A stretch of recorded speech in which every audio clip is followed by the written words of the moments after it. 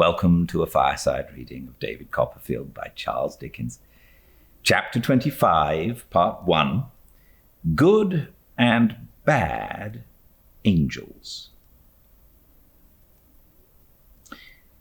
I was going out at my door on the morning after that deplorable day of headache, sickness, and repentance, with an odd confusion in my mind relative to the date of my dinner party, as if a body of titans had taken an enormous lever and pushed the day before yesterday some months back, when I saw a ticket porter coming upstairs with a letter in his hand.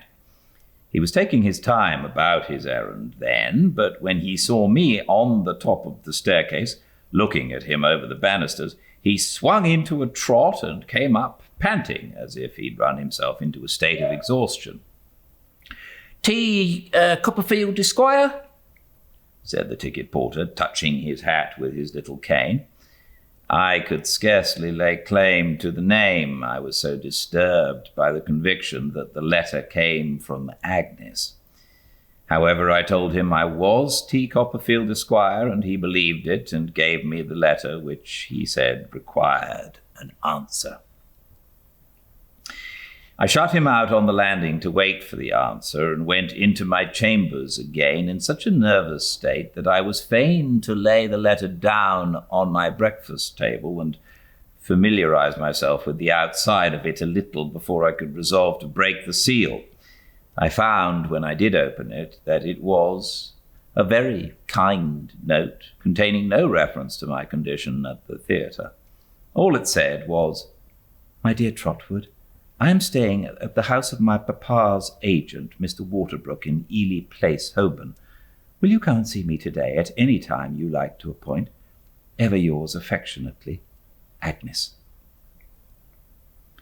It took me such a long time to write an answer at all to my satisfaction that I don't know what the ticket porter can have thought, unless he thought I was learning to write. I must have written half a dozen answers at least. I began one, "How can I ever hope, my dear Agnes, to efface from your remembrance the disgusting impression?" There, I didn't like it, and then I tore it up. I began another. "Shakespeare has observed, my dear Agnes, how strange it is that a man should put an enemy into his mouth."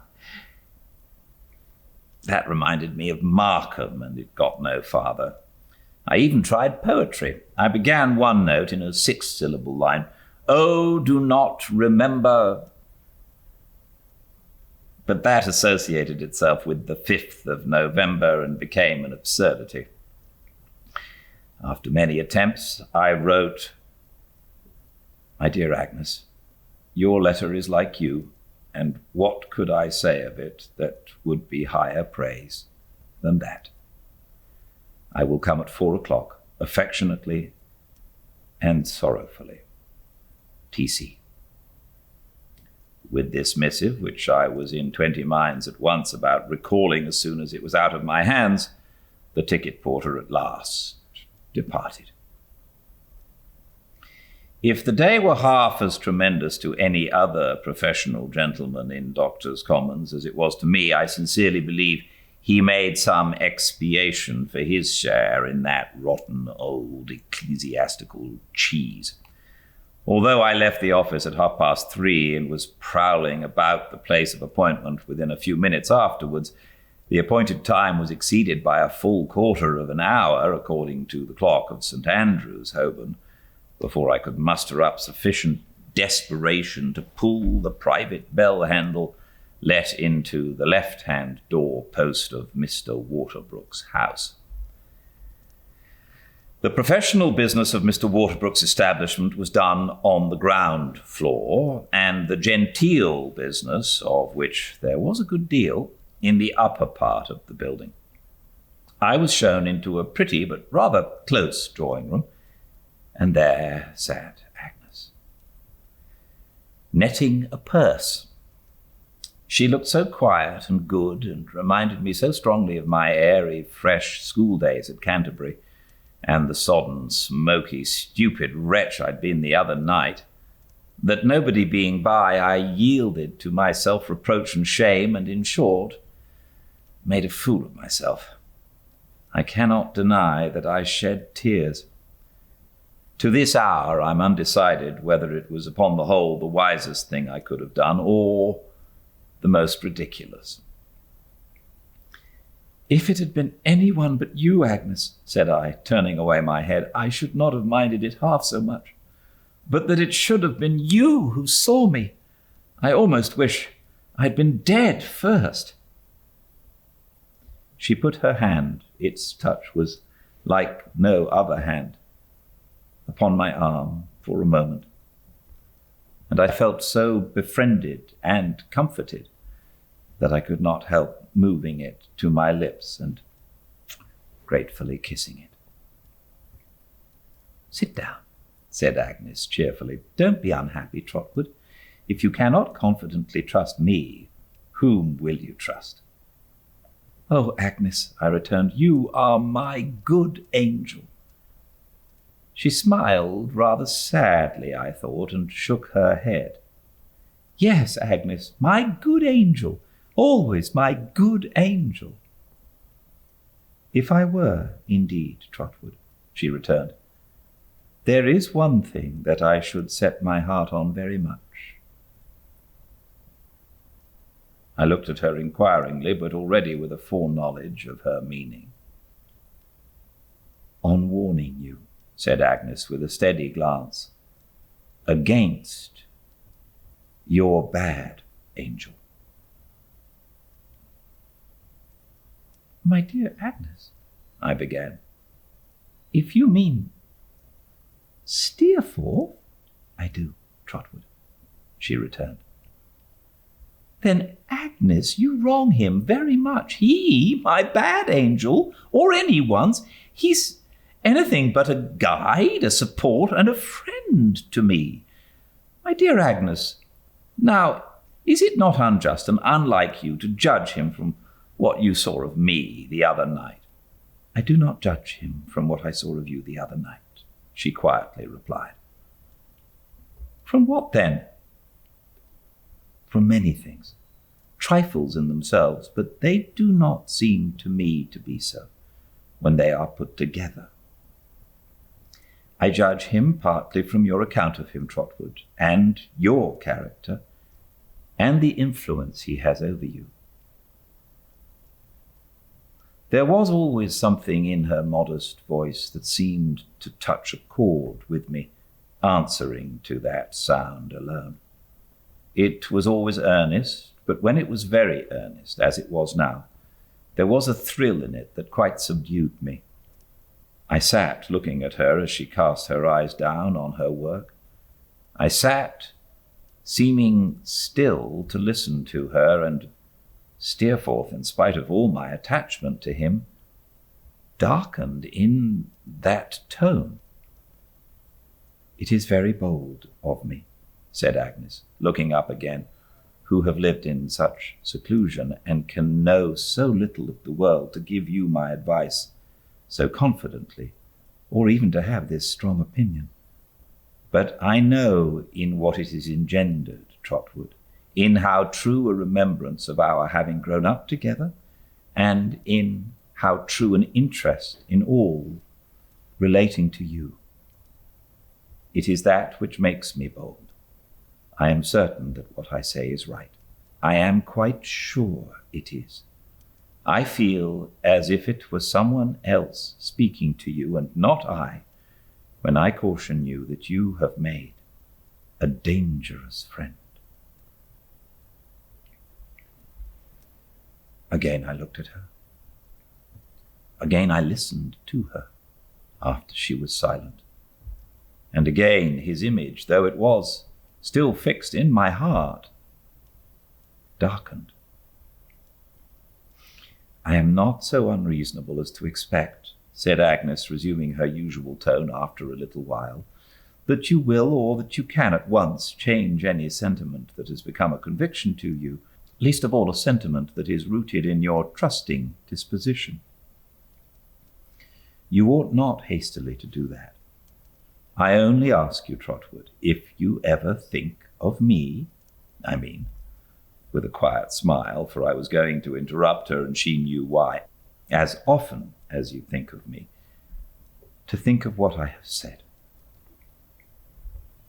Do you forgive me for all this?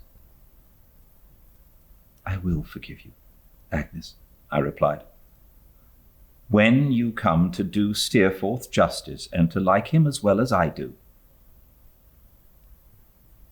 Not until then, said Agnes. I saw a passing shadow on her face when I made this mention of him, but she returned my smile, and we were again as unreserved as our mutual confidence as of old. And when Agnes said, will you forgive me the other night? When I recall it, said Agnes. She would have dismissed the subject so, but I was too full of it to allow that, and insisted on telling her how it happened that I had disgraced myself, and what chain of accidental circumstances had had the theatre for its final link. It was a great relief to me to do this, and to enlarge on the obligation that I owed to Steerforth for his care of me when I was unable to take care of myself. You must not forget, said Agnes, calmly changing the conversation as soon as I had concluded, that you are always to tell me not only when you fall into trouble, but when you fall in love. Who has succeeded to Miss Larkins? Trotwood. No one, Agnes. Someone, Trotwood, said Agnes, laughing and holding up her finger. No, Agnes, upon my word. There is a lady, certainly, at Mrs. Steerforth's house, who is very clever and whom I like to talk to. Miss Dartle, but I don't adore her.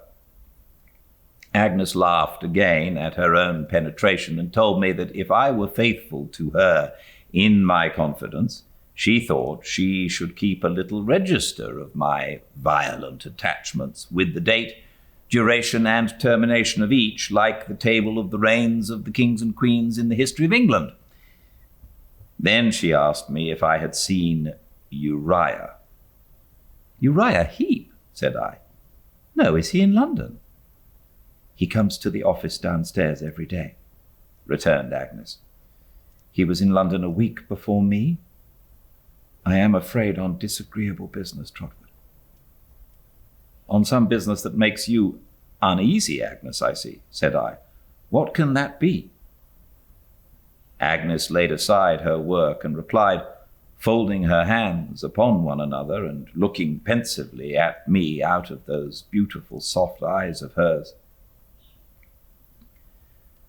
I believe he is going to enter into partnership with Papa. What? Uriah? That mean, fawning fellow worm himself into such promotion? I cried indignantly. Have you made no remonstrance about it, Agnes? Consider what a connection it is likely to be. You must speak out. You must not allow your father to take such a mad step. You must prevent it, Agnes, while there's time. Still looking at me, Agnes shook her head while I was speaking, with a faint smile at my warmth, and then replied, You remember our last conversation about Papa? It was not long after that, not more than 2 or 3 days, when he gave me the first intimation of what I tell you. It was sad to see him struggling between his desire to represent it to me as a matter of choice on his part, and his inability to conceal that it was forced upon him. I felt very sorry. Forced upon him, Agnes? Who forces it on him? Uriah, she repeated, after a moment's hesitation, has made himself indispensable to Papa. He is subtle and watchful. He has mastered Papa's weaknesses, fostered them and taken advantage of them until, to say all that I mean in a word, Trotwood, until Papa is afraid of him. There was more that she might have said, more that she knew or that she suspected, I clearly saw. I could not give her pain by asking what it was, for I knew that she withheld it from me to spare her father. It had long been going on to this, I was sensible. Yes, I could not but feel on the least reflection that it had been going on to this for a long time. I remained silent. "His ascendancy over Papa," said Agnes, "is very great. He professes humility and gratitude. With truth, perhaps, I hope so. But his position is really one of power, and I fear he makes a hard use of his power." I said he was a hound, which at the moment was a great satisfaction to me. "At the time I speak of, as the time when Papa spoke to me," pursued Agnes, "he had told Papa that he was going away, that he was very sorry and unwilling to leave, but that he had better prospects. Papa was very much depressed then, and more bowed down by care than ever you or I have seen him. But he seemed relieved by this expedient of the partnership, though at the same time he seemed hurt by it and ashamed by it." "And how did you receive it, Agnes?" "I did, Trotwood," she replied, "what I hope was right, feeling sure that it was necessary for Papa's peace that the sacrifice should be made. I entreated him to make it. I said it would lighten the load of his life. I hope it will, and that it would give me increased opportunities of being his companion. Oh, Trotwood," cried Agnes, putting her hands before her face as her tears started on it, "I almost feel as if I had been Papa's enemy instead of his loving child. For I know how he has altered in his devotion to me. I know how he has narrowed the circle of his sympathies and duties in the concentration of his whole mind upon me.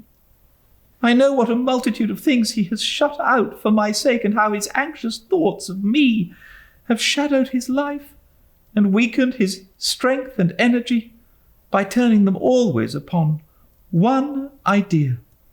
If I could ever set this right, if I could ever work out his restoration, as I have so innocently been the cause of his decline."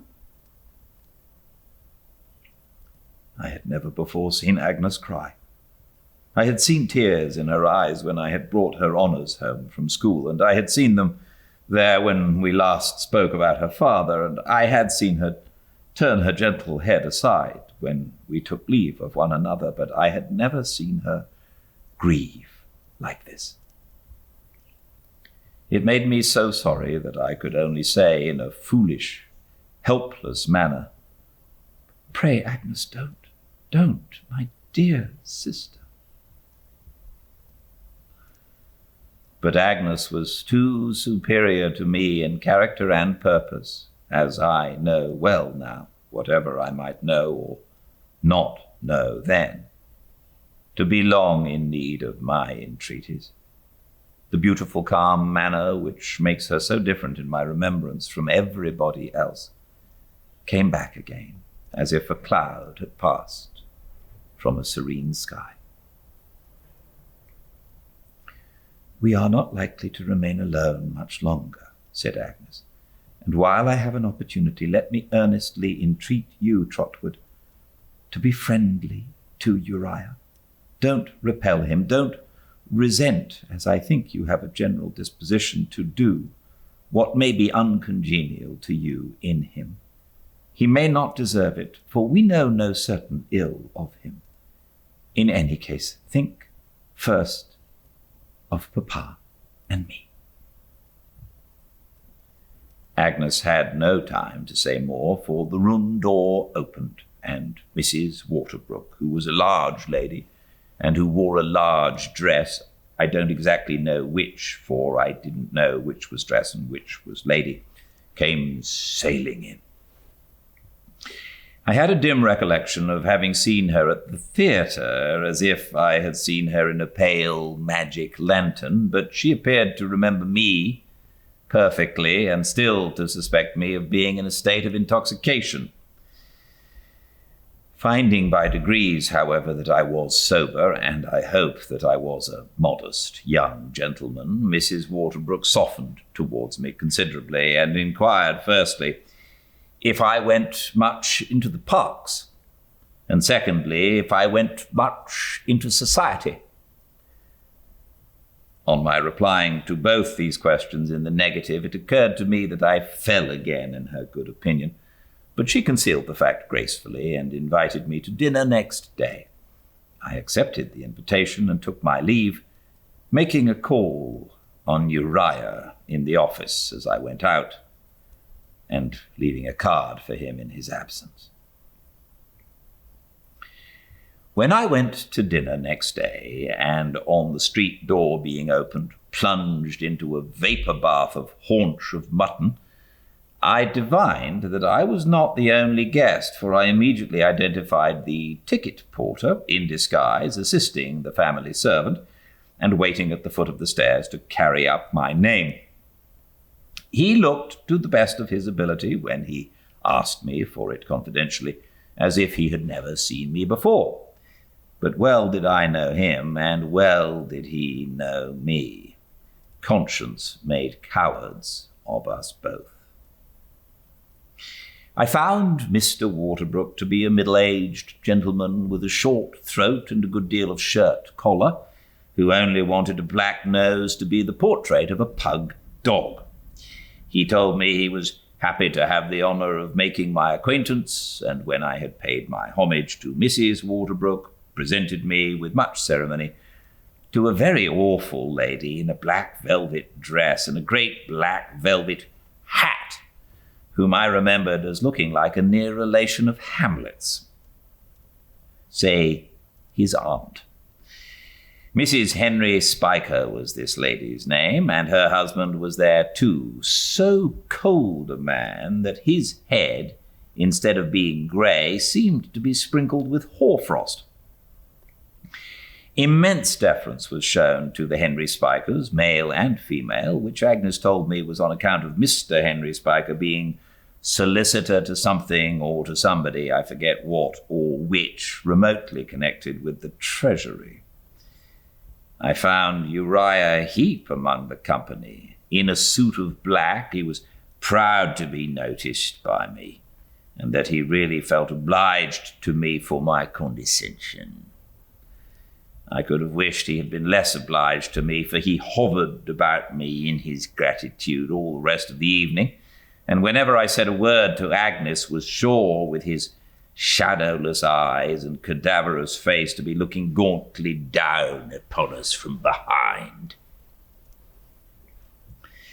There were other guests, all iced for the occasion, as it struck me, like the wine.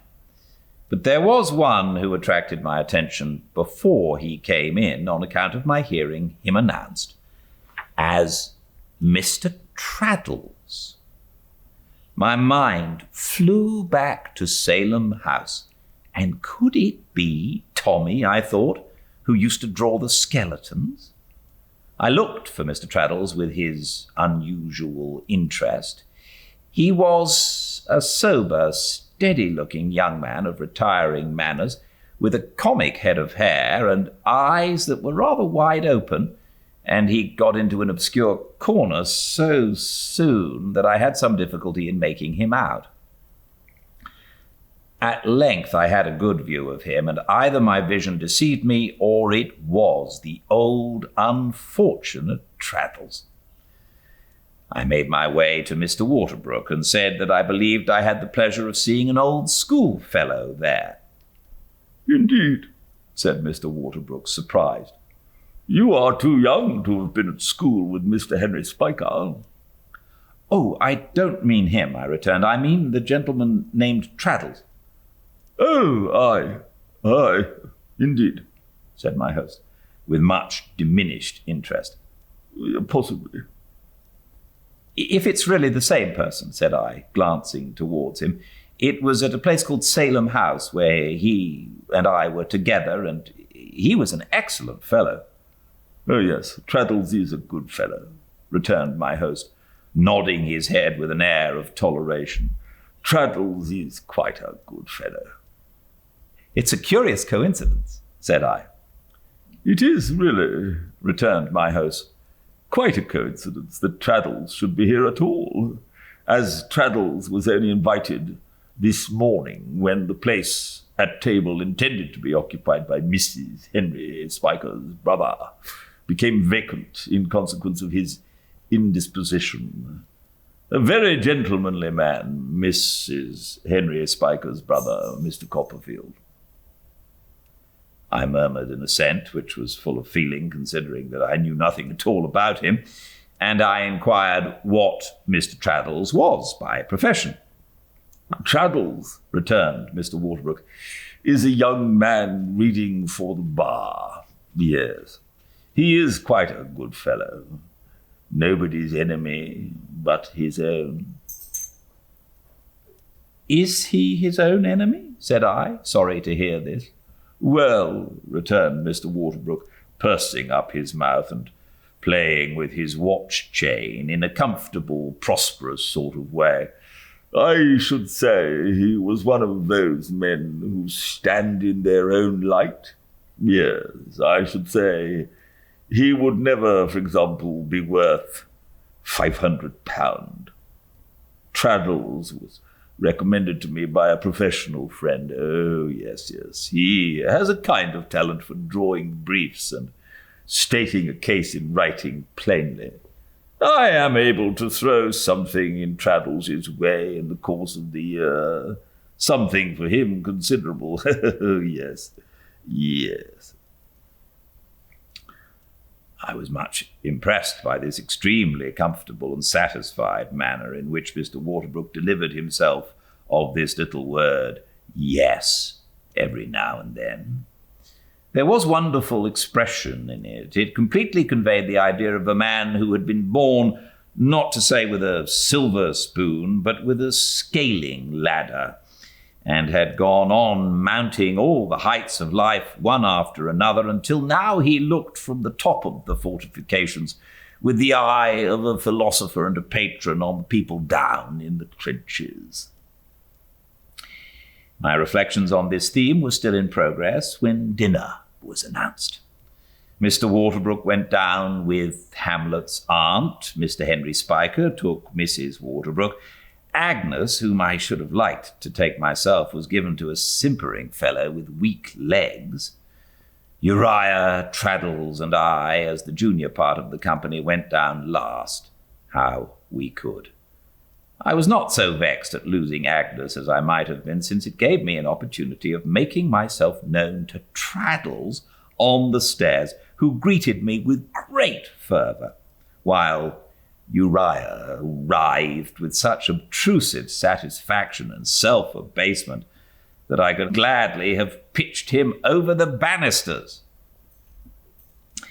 Traddles and I were separated at table, being billeted in two remote corners, he in the glare of a red velvet lady, I in the gloom of Hamlet's aunt.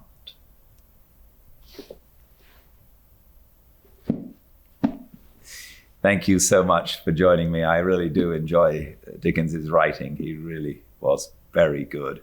It's such fun to read him. I'm so glad you're joining me every day. Tomorrow, same time and place, 5 Pacific at Fireside Reading on Instagram. And all the chapters are uploaded to the YouTube channel, Fireside Reading. You can catch them there and the daily synopsis if you miss it and you don't have time to listen to the whole thing. I love your company. Please continue to join me. Send in comments if you want and you have questions you'd like to get answered. And let me know about what you like about Fireside Reading. That helps as I sort of try to develop it a little bit. Until I see you all again, please stay very well. Good night.